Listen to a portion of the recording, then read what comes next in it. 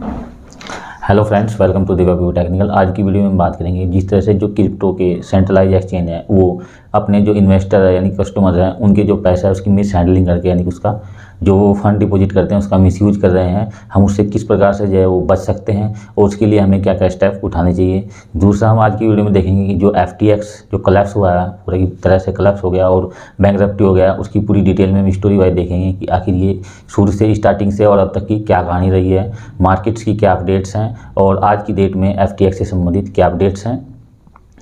तो यदि हम टोटल क्रिप्टो मार्केट के वॉल्यूम की बात करें तो इसका जो वॉल्यूम है वो 835 बिलियन है आज की डेट में, क्योंकि जो क्रिप्टो मार्केट का वॉल्यूम अब से लगभग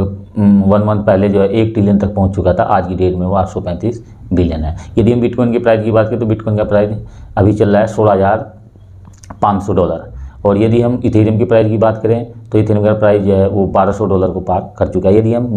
BNB यानी कि बाइनेंस के कोइन की बात करें यानी कि BNB कोइन की बात करें तो इसका प्राइस जो है वो $292 पे भी ट्रेडिंग कर रहा है। तो इस तरह से देखें तो मार्केट में जो है अभी मार्केट जो है लास्ट 2 डेज से है थोड़ी सी ग्रीन दिखाई दे रही है, हालांकि उसमें जो है उतना ज़्यादा वॉल्यूम आया नहीं है और मार्केट जो है वो साइड वे में ही ट्रेडिंग कर रही है। तो उस तरह को अभी रिसेंट में जो है जब तक मार्केट जो है पूरी से कूल डाउन ना हो जाए, आप जो है कोई भी इन्वेस्टमेंट करने की अभी जो है ऐसा जोखिम ना उठाएं। और यानी कि अब हम बात करें कि जो क्रिप्टो एक्सचेंज है वो किस तरह से जो है हमारे जो फंड है जो हम किसी भी सेंट्रलाइज एक्सचेंज के ऊपर जो है वो इन्वेस्ट करते हैं तो उसका जो है किस तरह से वो मिसयूज कर रहे हैं। तो यदि हम एक छोटी सी कहानी से इसको समझना चाहें तो जैसे सेंट्रलाइज एक्सचेंज है उसी तरह से हमारे जो कमर्शियल बैंक है, जैसे आप किसी भी बैंक को ले सकते हैं, चाहे वो SBI है, पंजाब नेशनल है, तो हम जब किसी बैंक में अपना पैसा जमा करते हैं तो उसी तरह से हम सेंट्रलाइज क्रिप्टो एक्सचेंज के पास भी अपना जो फंड है उसको डिपॉजिट करते हैं। तो जो बैंक है वो उस पैसे को क्या करता है, कहीं म्यूचुअल फंड में लगा देता है, किसी को लोन दे देता है या अन्य कहीं भी इन्वेस्टमेंट किसी बॉन्ड में या सिक्योरिटीज में उसको इन्वेस्टमेंट कर देता है। तो वहाँ से जो बैंक है वो जो है इंटरेस्ट रेट कमाता है और फिर जब हमें अपने पैसे की जरूरत होती है तो बैंक जो है हमको जो है हमारा पैसा जो है रिटर्न कर देता है। तो इस तरह से जो लिक्विडिटी है वो कंटिन्यूस चलती रहती है। तो वही चीज़ें जो है वो क्रिप्टो एक्सचेंज के पास भी होती हैं कि हम अपना फंड जो है जो इन्वेस्टर है वो अपना फंड डिपॉजिट करता है, उसके बाद जो क्रिप्टो एक्सचेंज है वो उसको जो है उस फंड को जो है क्या कर रहे हैं क्रिप्टो एक्सचेंज रिसेंटली पिछले जो न्यूज़ रिसेंटली चल रही है उसमें ये क्रिप्टो एक्सचेंज कह रहे हैं कि वो लैंडिंग जो फर्म है, जैसे हम जेनेसिस फर्म की बात करें तो अभी जो जेनेसिस फर्म है ये 2013 में आई थी। तो इसका जो कार्य है, इसका कार्य यही है कि ये जो सेंट्रलाइज एक्सचेंज है उनसे या कोई इंस्टीट्यूशंस है उनसे या कोई भी बड़े इन्वेस्टर्स है उनसे या कोई बड़ी कंपनी है उनसे जो है ये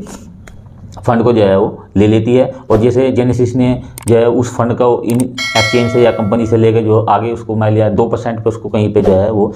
दिया, तो उसमें से 50% जो है वो जिससे जैसे इंस्टीट्यूशन से किसी से लिया या फिर किसी एक्सचेंज से जो है वो फंड को लिया तो उसको जो है वापस कर देती है और बाकी का जो 50% या जो भी वो रेशियो रखती है उसमें से जो अपने पास रख लेते हैं। तो इस तरह से इनकी जो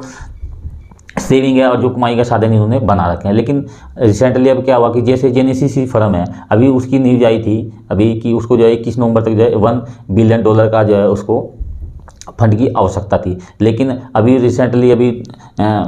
कल की डेट में न्यूज आई कि अभी जो है उसने जो है $5 बिलियन की उसको आवश्यकता है और उसने जो है अपने जो वो बैंकरप्टी नहीं होगा उसने जो उसकी रिस्ट्रक्चरिंग कर लिया है। तो उस तरह से जो है अभी पीछे क्या चल रहा है ये तो अभी किसी को भी नहीं पता है। क्या यदि ये जो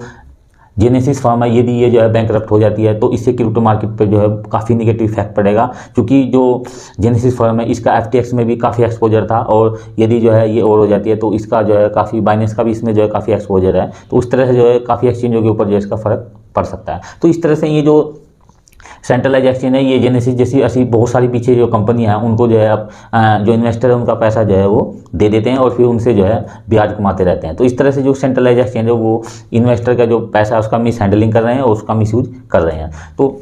हालांकि ये सब जो है वो पीछे की चीज़ें हैं जो है हम इन्वेस्टर को जो है आम इन्वेस्टर को रिटेल इन्वेस्टर को पता नहीं होती, लेकिन जो है सेंट्रलाइज जो एक्सचेंज है वो इस तरह से करते रहते हैं। तो उस तरह से अब क्या हो रहा है रिसेंटली, जैसे अब हम आते हैं वापस उसी FTX पे। तो FTX का क्या है कि जो CoinDesk है उसने एक 2 नवंबर में एक आर्टिकल छापा कि जो इसकी अल्मेडा जो ट्रेडिंग रिसर्च है उसने जो है जो FTX एक्सचेंज से जो एफिलिएटेड थी वो एक तरह से जो इसके CEO थे FTX के यानी कि बैकमैन फ्राइड उन्हीं का उसके ऊपर जो है अधिकार था। तो इसने क्या किया FTX एक्सचेंज ने अपना एक टोकन, जैसे बाइनेंस का एक अपना टोकन है BNB, तो ऐसे ही इसने अपना एक टोकन उतार रखा था FTT। तो यानी कि FTX एक्सचेंज का एक टोकन था FTT। तो उसमें जो है जो इसने भी अर्निंग उससे जो हो रही थी और जो भी डिपॉजिट पैसा हो रहा था तो जो बैकमैन फ्राइड है, उन्होंने क्या किया कि जो उसका जो है अपने पर्सनल बिजनेस में जो उसको इन्वेस्ट करना स्टार्ट कर दिया। तो जैसे ही ये चीज़ें जो थोड़ी ओपन हुई तो उसके बाद क्या हुआ कि जो बाइनेंस के CEO हैं CJ माइनेंस, उन्होंने घोषणा की कि हम जो है जो FTT टोकन उनके पास पूरे हैं, हम उसको जो है पूरी तरह से सेल करने वाले हैं, यानी कि उसमें जो है कोई भी हिस्सा जो है नहीं रखने वाले हैं। तो उससे क्या हुआ कि FTT जो टोकन है उसका प्राइस जो है वो क्रैश हो गया। उसके प्राइस क्रैश होने से जो क्रिप्टो मार्केट है उस पर भी काफ़ी इम्पैक्ट आया और जो अन्य कॉइन थे वो भी क्रैश होने लगे। तो उससे क्या हुआ कि जो FTX एक्सचेंज था उसके पास जो है वो लिक्विडिटी की कमी आ गई। लिक्विडिटी कमी आने से उसने क्या किया कि जो कस्टमर्स का जो विड्रॉल था उसको बंद कर दिया। कस्टमर का विड्रॉल बंद करने से अब नौबत आ गई कि वो जो है कहाँ से उसको जो है पूर्ति करके दे लिक्विडिटी की, यानी कि जो कस्टमर का पैसा है वो कहाँ से लाए। तो उसके लिए क्या इन्होंने एक अभी 8 नवंबर में क्या किया था कि जो CJ माइनर उन्होंने एक ऑफर दिया था कि हम एक्टिवएक्स को एक्वायर कर लेते हैं। लेकिन चूंकि इसके ऊपर जो एलिगेशन लग चुके थे US के सिक्योरिटी से भी और जो अन्य जो रिपोर्टें हुई, तो उसकी वजह से जो बाइनेंस ने भी अगले नेक्स्ट डे जो है वो मना कर दिया कि हम जो है अब आपसे जो है कोई भी समझौता या इसको एक्वायर नहीं करने वाले। तो उसके बाद जो है 11 नवंबर में जो उसके जो CEO थे बैकमैन फ्राइड, उन्होंने जो है बैंकरप्सी की घोषणा कर दी और अपने CEO पद से इस्तीफा दे दिया। अब रिसेंटली यदि हम बात करें तो बहामास की जो सिक्योरिटी एजेंसी है, उन्होंने जो FTX के पास जो $16 बिलियन की जो कंपनी थी उसके पास अब जो 1 से 2 बिलियन जो भी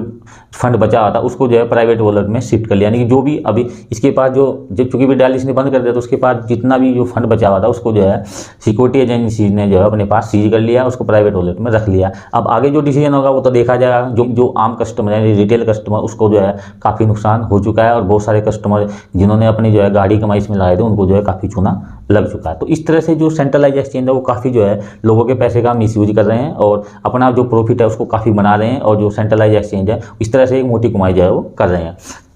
अब हम बात करते हैं कि जो जैसे अब ये FTX कोलैप्स हुआ तो उस तरह से आगे जो है कौन सा एक्सचेंज जो है वो कोलैप्स हो सकता है ये हमें नहीं पता, ना आप लोगों को पता। तो इस तरह से जो है आपको अवॉइड रहना है और आगे जो है अब ये नहीं पता कि आगे किस एक्सचेंज का नंबर आए, चाहे इसमें वजीरेक्स भी हो सकता है या बाइनेंस भी हो सकता है। ऐसे बहुत सारे एक्सचेंज हैं कि किस एक्सचेंज के पीछे से क्या घटनाएं चल रही हैं, कौन से एक्सचेंज ने जो है कस्टमर का पैसा किस लैंडिंग फर्म में लगाया है और मान लिया उस लैंडिंग फर्म को जो है रिटर्न पैसा नहीं मिला तो फिर जो है और बाई चांस जो है वो क्रिप्टो एक्सचेंज के पास जो है लिक्विडिटी की कमी हो जाती है तो फिर उसके पास जो है वो बैंकरप्टी या फिर कहीं से लोन का अरेंजमेंट के अलावा कोई भी ऑप्शन नहीं बचता। तो इस तरह से जो है ये थोड़ी सी ऐसी घटनाएं चल रही हैं जिससे जो है क्रिप्टो एक्सचेंज जो है काफ़ी फ़ायदा उठा रहे हैं। हालांकि इसमें बिटकॉइन, इथेरियम या जो भी क्रिप्टो कॉइन है उनका कोई भी दोष नहीं है, क्योंकि जो बिटकॉइन की जो फंडामेंटल्स है वो तो आज भी वही है, जब बनी थी तब से आज तक उनमें कोई परिवर्तन नहीं है, बल्कि जो बिटकॉइन के जो फंडामेंट्स है तो वो तो काफ़ी स्ट्रॉन्ग है।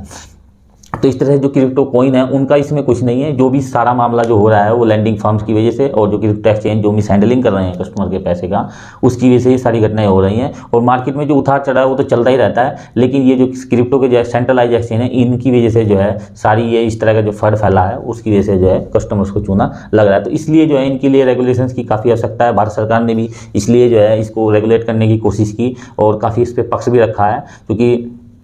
इसलिए भारत सरकार ने 30% टैक्स भी लगाते कि लोग जो है थोड़ा क्रिप्टो से दूर रहें और उनको जो है काफ़ी चूना ना लगे। ये भारत सरकार का बहुत ही सराहनीय कदम था। तो इसलिए लेकिन लोग जो है उसको चीज़ को नहीं समझे और इसलिए जो है जिन लोगों ने जो है इन्वेस्ट किया उनको काफ़ी जो है चूना लग चुका है। तो इस तरह से हम देखें तो अभी जो है आप 1 से 2 महीने तक जो है वो ट्रेडिंग से थोड़ा अवॉइड रहे और जब तक मामला पूरा ठंडा ना हो जाए या कूल डाउन ना हो जाए जो है और कुछ जो रेगुलेशंस जो है इसके ऊपर बनना जरूरी है, नहीं तो ऐसे जो है वो सेंट्रलाइज एक्सचेंज लोगों के जो कस्टमर्स है, इन्वेस्टर, उनके पैसे का मिसयूज करते रहेंगे और उनको काफ़ी जो है चूना लगाते रहेंगे। अब हम बात कर लेते हैं कि हम इस पूरी सिनेरियो से कैसे बच सकते हैं। तो आपको यदि जो है कहीं भी इन्वेस्टमेंट करना है तो सबसे पहले जो है आप अगर डिसेंट्रलाइज एक्सचेंज, सेंट्रलाइज एक्सचेंज में अपने फंड को रख सकते हैं, वहाँ पे कुछ भी जो है वो बाय और सेल करके रख सकते हैं तो आप वहाँ पे रखें, या ऐसे किसी प्राइवेट वॉलेट में अपने फंड को रखें जहाँ पे जो है वो आपको जो है वो इतना ज़्यादा खतरा जो है आपके फंड को ना हो। और दूसरा जो है अभी ट्रेडिंग से थोड़ा सा अवॉइड रहे। अभी जो है RSI हो चाहे कोई भी चार्ट हो वो वर्क नहीं कर रहा है, क्योंकि अभी मार्केट में इतना ज़्यादा फंड है, इतना ज़्यादा र्यूमर्स फैला हुआ है और मार्केट में इतनी ज़्यादा इवेंट्स हैं कि आप जो है समझ नहीं कि आगे जो है इन रिसेंटली जो है या फर्दर जो है अगले 1 से 2 महीने में क्या घटनाएं होने वाली हैं। हालांकि बाइनेंस के ऊपर जो कुछ कॉइन है वो 10-10, 20-20 गुना जो है वो पंप हो रहे हैं, लेकिन इससे ये नहीं होता कि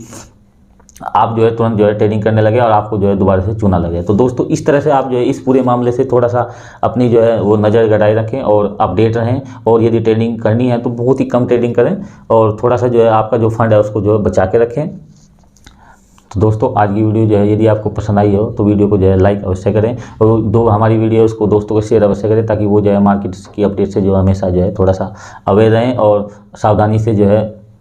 ट्रेडिंग करें। और कोई भी अपडेट होगी तो आपको जो है वो टेलीग्राम के माध्यम से या वीडियो के माध्यम से आपको अपडेट जो है वो मिलती रहेगी। तो दोस्तों यदि आप चैनल पर नए हैं तो चैनल को सब्सक्राइब करें। मिलेंगे नेक्स्ट वीडियो में। Thank you for watching.